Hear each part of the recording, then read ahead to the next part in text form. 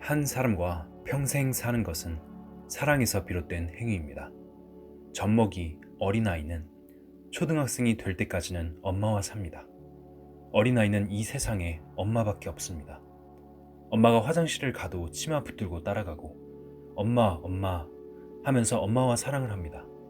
조금 지나서 초등학교에 가면 사랑이 나누어집니다. 친구 사랑과 엄마 사랑으로 나누어집니다.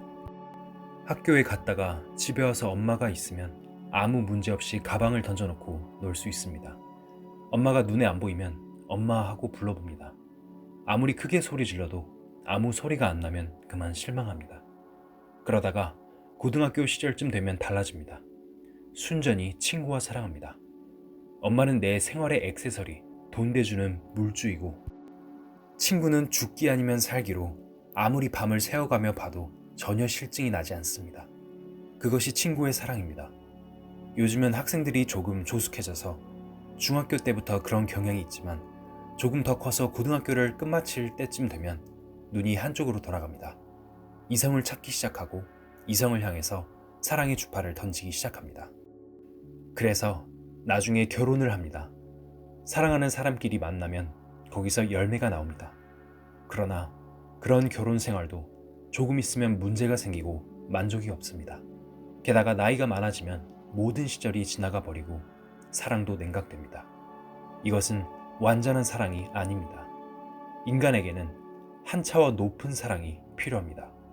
하나님과 인간 사이에 사랑이 이루어질 때 그것은 완전한 사랑입니다.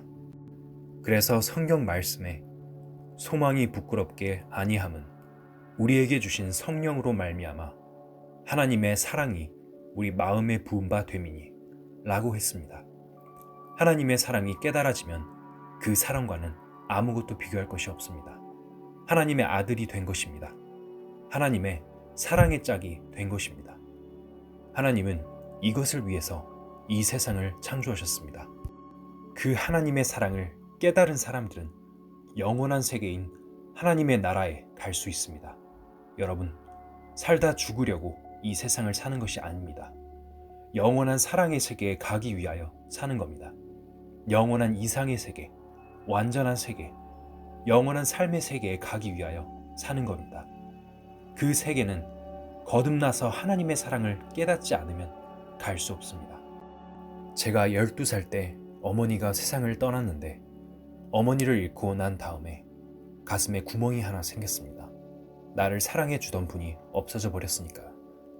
가슴은 사랑을 상징하는 건데 가슴에 구멍이 생겼습니다. 사랑에 구멍이 생겨 참 외롭고 쓸쓸하게 살았습니다. 나이는 많았어도 항상 어머니를 생각하고 그리워했습니다. 그러다가 하나님의 사랑을 깨달았을 때 문제가 풀렸습니다. 여러분, 이것이 인생이 이 세상을 살면서 무언가 찾고 있는 것의 한 기점입니다. 진리를 깨달으면 하나님의 사랑을 깨닫게 되는데 그것을 발견하면 한 인생으로서 삶의 모든 목적이 이루어지고 힘차게 살 수 있습니다. 그 진리를 알고 난 후 제게는 많은 육신적인 고통이 따랐고 신앙적으로도 많은 시련을 겪었습니다. 그러나 한 번도 후회해 본 적이 없습니다. 너희가 진리를 순종함으로 너희 영혼을 깨끗하게 하여 거짓이 없이 형제를 사랑하기에 이르렀으니 마음으로 뜨겁게 피차 사랑하라. 너희가 거듭난 것이 썩어질 씨로 된 것이 아니요 썩지 아니할 씨로 된 것이니 하나님의 살아있고 항상 있는 말씀으로 되었느니라. 22절에 진리를 순종함으로 라는 말씀은 구체적으로 해석하면 진리를 깨달음으로 라는 뜻입니다. 진리를 깨달음으로 영혼을 깨끗하게 한다는 것은 양심의 해방을 말합니다.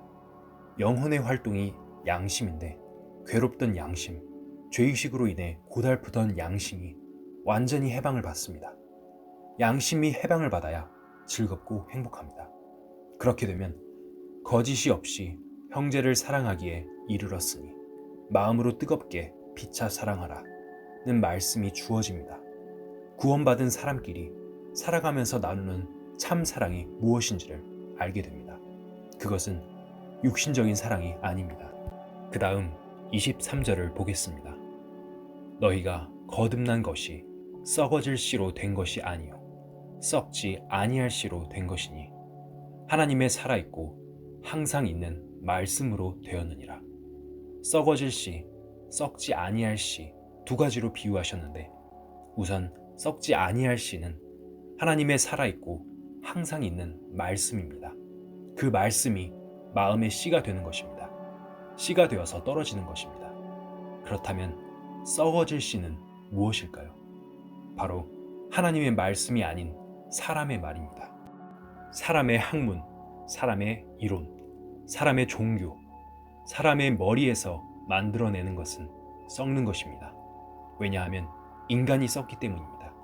절대로 사람이 사람을 거듭나게 못합니다. 사람을 거듭나게 하는 것은 하나님의 말씀뿐입니다.